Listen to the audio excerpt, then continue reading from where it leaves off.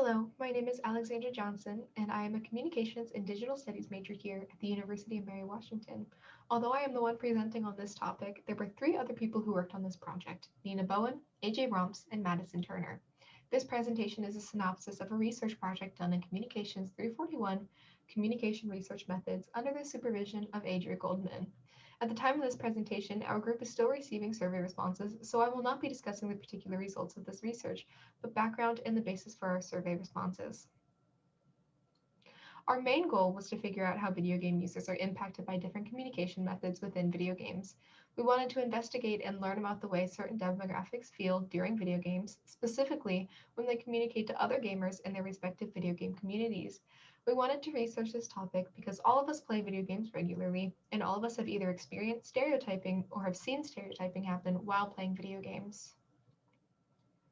Some of the literature we used for our research to create a solid background and basis for our survey questions were mostly based off of sexism, racism, and technical communication in video games. One of the sources we used was written by Coate. In this article, she discusses female players of video games and their experiences within the sexist environment. Although some of these experiences are negative, interview participants noted that they have experienced sexism, harassment, and exclusion. They also discussed positive experiences they had and how they are navigating their way to gender equality in the gaming community. The next article, written by E.S. Pegg, also goes into detail about sexism, online harassment, gender inequality, and how this applies to video game communities. This article goes deeper into misunderstanding and miscommunication, as well as recognition failures of this behavior by those being sexist and harassing people because of their demographic. The last article I'm going to mention is Mason's article, which discusses various forms of communication within and outside of games. It discusses both how the game and developer will communicate with the player and touches on how players communicate with each other. Another way to look at this article is by the genre of the games, which helps create larger communities where players will talk in and out of the game, or metagaming as the article calls it. This article is particularly important to our survey questions because it helped us realize that members of different gaming communities may interact differently with others depending on the genre of video games.